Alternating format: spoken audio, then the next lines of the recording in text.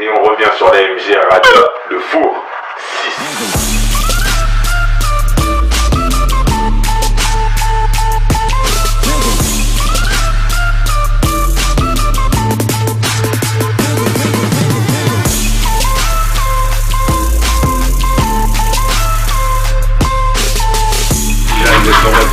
Sur mgradio.com, you understand? I Bonjour tout le monde. Bonjour à toi. Mon Shadow. Black Dragon. Moi j'étais dans un gang. C'est Black Dragon. Mais c'est gang, c'est le mot me met trop. C'est pas le mot qu'il faut employer parce que je suis jamais été un voyou. C'est un membre de. J'étais dans une cause. J'aurais pu aller dans la voyoucratie si tu veux. J'ai pas été. J'étais 900. J'ai jamais été en prison parce que j'étais dans une cause. Ma famille, mes parents n'avaient pas d'argent. J'ai pas basculé. Par contre, j'ai remarqué un truc où déjà chercher une famille, parce que quand t'as perdu, tu cherches une famille, à toi de choisir la bonne famille. Tu choisis ta famille en faisant de l'éducation de tes parents. Les Black Dragon pur, c'est vraiment ce secteur de la défense. Voilà. C'est là que ça a commencé. C'est le commencement pour nous, vraiment, c'est le secteur de défense et Montreuil. Mais c'est là, voilà. Et après, t'as des gens qui viennent d'un peu partout, mais la défense c'est le secteur. Donc, un gros pourcentage vient de Nanterre, du 92. Et après Montreuil, Croix de Chavaux, par là. Je dois avoir 13-14 ans. Et mon pote, il a un skate et aussi il glisse.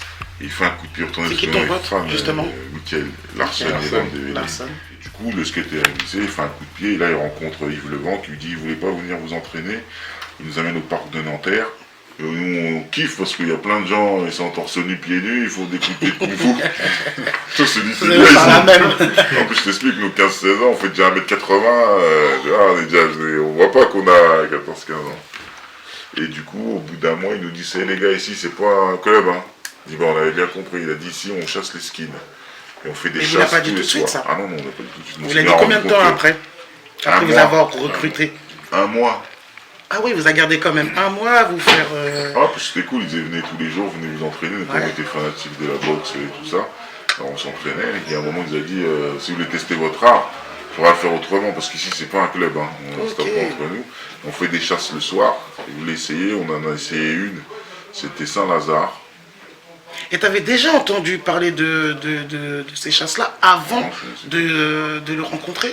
Tu ne savais pas que ça existait dans l'underground, tu ne savais pas qu'il se passait ça? À 15 ans, 14-15 ans, je ne sais même pas ce que c'est. Donc ça veut dire que tu aurais pu être toi-même, sans eux, tu aurais pu être une victime, ça veut dire...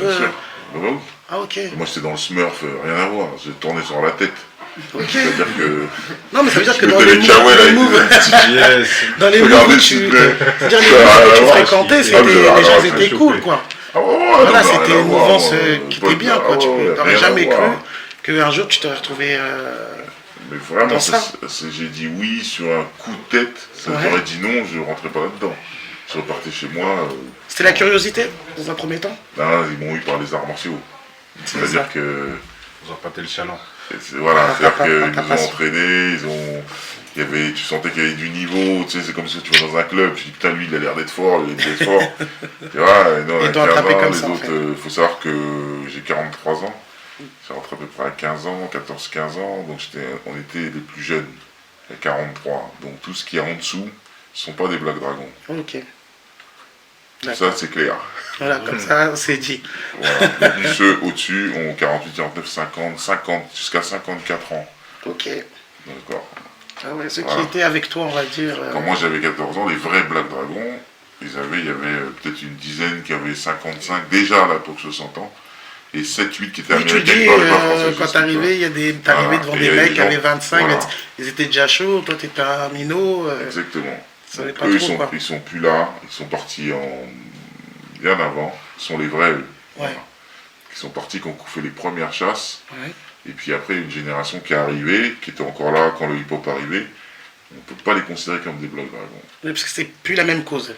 C'est plus la même cause. C'est vrai qu'ils sont arrivés en cours, il y a plusieurs générations qui sont arrivées en cours, mais maintenant, nous, c'est-à-dire Mickaël, moi et Docteur, que tu connais, Clean, qui nous écoute d'ailleurs, je passe une dédicace. Il le sait d'ailleurs, son livre sort. Ouais. C'est l'itinéraire d'un Black Dragon. D'ailleurs, lui, il raconte, parce que lui, encore pire que moi, ça s'est passé dans un appartement. Lui, il a subi l'appartement, c'est-à-dire qu'il y a eu un recrutement au départ dans l'appartement quand il va arriver, tout ça. Donc lui, vraiment, il connaissait les recoins de la défense. C'est le premier que j'ai rencontré, où j'ai ouvert les yeux chez les Black Dragons. C'est que je suis arrivé, j'ai vu le type là, j'ai dit, t'es qui toi? Il me dit, je suis Dr Clean. Et j'ai dit, c'est bizarre, pourquoi tu mets des bagues en plastique? Il me dit, c'est quand je tape, c'est pour pas que je tue. Ah d'accord, je lui dis, toi t'es pas normal. Et on rigole moi c'est bien.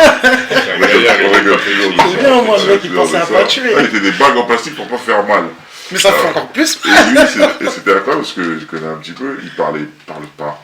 Ouais. C'est-à-dire que c'est quelqu'un dans le clan, il donnait jamais son avis, il parlait pas. Juste il faisait son action, il rentrait chez lui. Et c'était un prof de lettres.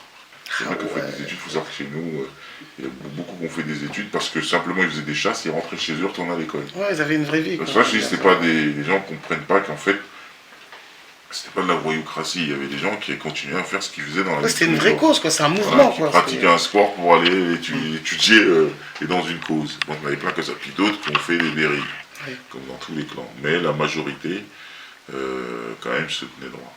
Voilà. Et beaucoup sont partis. Quand Yves est parti, ils sont partis. Ouais, les vrais, c'est-à-dire ce qui aujourd'hui serait là, plein de choses n'arriveraient pas. Ouais, sûrement. Qui ont aujourd'hui peut-être 49, 50, à qui on a beaucoup de respect et qu'on ne voit pas. Et justement, on aimerait bien les entendre. Ils ont pris le parti parce qu'ils ont des postes importants. Mais ils ont raison. Dans leur vie, ils ne veulent pas.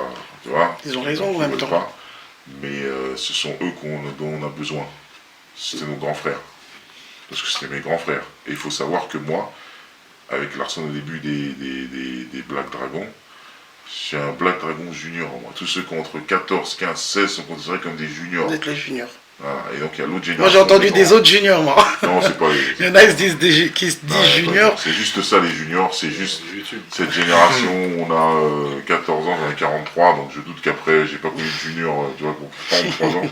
Et ça a duré le temps que l'autre génération, qui a aujourd'hui 50, 54, s'arrête. Et nous, on devait à 18 ans, on considère qu'on est des... On prend le relais. Oui. Voilà. C'est une question de Doudou. Il demande, est-ce que tu es toujours en contact avec Joe Dalton? Non, on n'est pas en contact ensemble, pour la simple et unique raison qu'on n'a pas du tout la même vision. Sa vision, moi j'ai la mienne. Moi je suis plutôt discret. Lui, il préfère avoir un autre combat. Le rap, donner son avis. Moi tout ça, ça m'intéresse pas, ces avis-là. On peut être de la même famille et pas avoir les mêmes accords. Voilà, donc on n'est pas sur le même ton de guitare. Lui, il a son chemin, moi j'ai le mien. On se parle pas. On se parlera pas, c'est sûr. Pour restant de notre vie, je pense, parce que... Voilà, c'est normal. Vous n'avez pas la même ligne au jour d'aujourd'hui. Ce qui peut aujourd'hui nous rassembler, lui il le sait, moi je le sais. C'est s'il arrive quelque chose à quelqu'un de chez nous qui était important, c'est la seule manière de nous réunir. Mais sinon on ne se réunira pas. C'est la famille qui peut voilà, c'est ça. Vous rapprocher, on va dire, qui pourrait vous faire parler, qui pourrait... Il sait, lui aussi, c'est très bien que s'il arrive quelque chose à quelqu'un d'entre nous, là, il ira là, on sent ça. Par contre, c'est ça notre force. Ouais. Voilà, c'est que s'il arrive quelque chose à quelqu'un d'entre nous, on sait que... Là, c'est la famille, c'est ce qu'on appelle la famille. Que ce soit lui ou moi, il arrive quelque chose, je sais qu'il sera là. Moi, c'est pour ça, je sais que c'est un vrai guerrier là-dessus, mais voilà, après, c'est des clans à l'intérieur où on n'est pas forcément d'accord, et puis c'est comme ça. Et puis, on est des personnalités fortes. Chacun veut prendre le pouvoir, on va dire. C'est clair, chacun veut prendre le pouvoir. Voilà. Il y a le clan de Shadow, il y a le clan de... Non, mais il y a le clan de Shadow, il y a le clan de Joe. C'est simple. C'est donc Joe, il ne peut pas aller chez Shadow, et Shadow, il n'ira pas chez Joe. Parce que moi, j'ai mes soldats, aujourd'hui, lui, il a les siens. Donc il y en a qui adhèrent à ma cause et pas à la sienne, et d'autres qui adhèrent sûrement à sa cause et pas oui, bah oui. Voilà. Bah ça va de soi. Donc voilà, donc on sait très bien, on n'a pas de... Voilà, on n'est pas... Il n'y a pas de problème, il sait très bien qu'on ne s'entend pas au niveau des clans. Il a son équipe, j'ai la mienne. Par contre, ce qui nous réunira, c'est si quelqu'un lui fait quelque chose. Oui, on va dire s'il y a un problème dans la famille. Je sais qu'il n'arrivera, qu'il ne laissera jamais, quoi. Tu vois, parce que quand même si on n'est pas d'accord, etc., on a quand même du respect pour ce qu'on a fait. Ah oui, vous avez une histoire. Ouais, mais ça, il le sait, moi je le sais. Vous avez votre histoire. Il pourra débiter tout ce qu'il veut, il sait. Voilà, ça changera rien. Ça changera rien. Je vais te dire un truc. On s'est beaucoup clashé, lui et moi, les gens savent. C'est pas lui à donner, moi j'ai jamais vraiment donné mon point de vue, mais je vais vous dire quelque chose. Deux prédateurs qui se rencontrent, ils vont pas se battre, parce qu'ils ont trop de choses à perdre. Donc personne ne verra un combat de Shadow et de puis Joe. on n'a pas envie de voir un combat. Non, mais personne n'en verra jamais, parce que c'est des forces beaucoup trop puissantes pour laisser sur le carreau des choses. Ouais. Donc ça n'arrivera jamais. Et je pense même personne ne vous laisserait faire de toute façon. Exactement. Autour de Lui-même vous, d'ailleurs je le pense, sait, et donc on est très bien chacun de son côté, et on sait qu'on s'affrontera jamais, ni dans quoi que ce soit, on se titille un peu, le titille aime bien, on se raccroche dessus. Si vous venez à vous croiser, par exemple, je dis une bêtise, demain ou après-demain. Non, on se fait la bise. Vous vous dites bonjour? C'est ça, je vais dire. Parce qu'il a déjà eu des soucis, ouais. Et j'ai moi qui ai réglé ses soucis. D'accord. Il le sait, j'ai pris mon téléphone, j'ai réglé mes soucis, je lui ai dit si quelqu'un doit lui faire quelque chose, c'est moi, pas les autres. Non, mais c'est comme ça, c'est la vie, il est séparé de son côté. J'ai envie de croire que vous êtes proche, que tu l'apprécies beaucoup en fait, et que en fait cette situation en vérité, elle te déplaît en fait. Parce que tu me dis, bah si quelqu'un doit faire, c'est moi. Ouais, c'est comme si c'est voilà, on dirait c'est vraiment c'est bête tout ça, voilà, vous restez des frères en fait. Il y a un respect des frères. On est des frères. Non, voilà, il y a un vrai respect. C'est pas dans les gens peuvent pas comprendre ça. On a grandi ensemble, Et moi et Joe, je vais vous expliquer quelque chose, et ça, on ne pourra jamais l'enlever de sa tête. C'est pour ça qu'on a autant de respect. On a affronté, on était 10 contre 200 personnes. Et on est ressorti là-dedans vivant. Et que ça a duré toute la nuit. Je sais cette histoire. C'est pas, je l'invente pas. On était 10. Je vais vous expliquer, on est parti à 100. Et plus le RER avançait, moins il y avait de gens. Pourquoi la ligne elle était trop longue? Non, c'est là que je descendais en fait. T'as vu, j'ai de soir.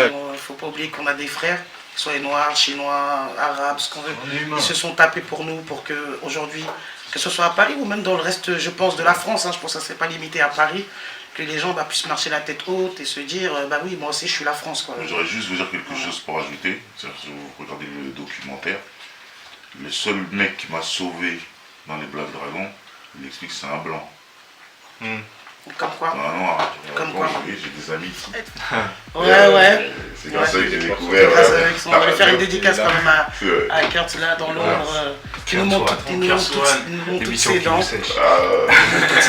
Alors il a fait beaucoup de choses pour moi et avec moi quand même. Mais big up à lui quand même parce que c'est grâce à lui. C'est quand même beaucoup de choses. Sur la MJ Radio, on en discute, Toto.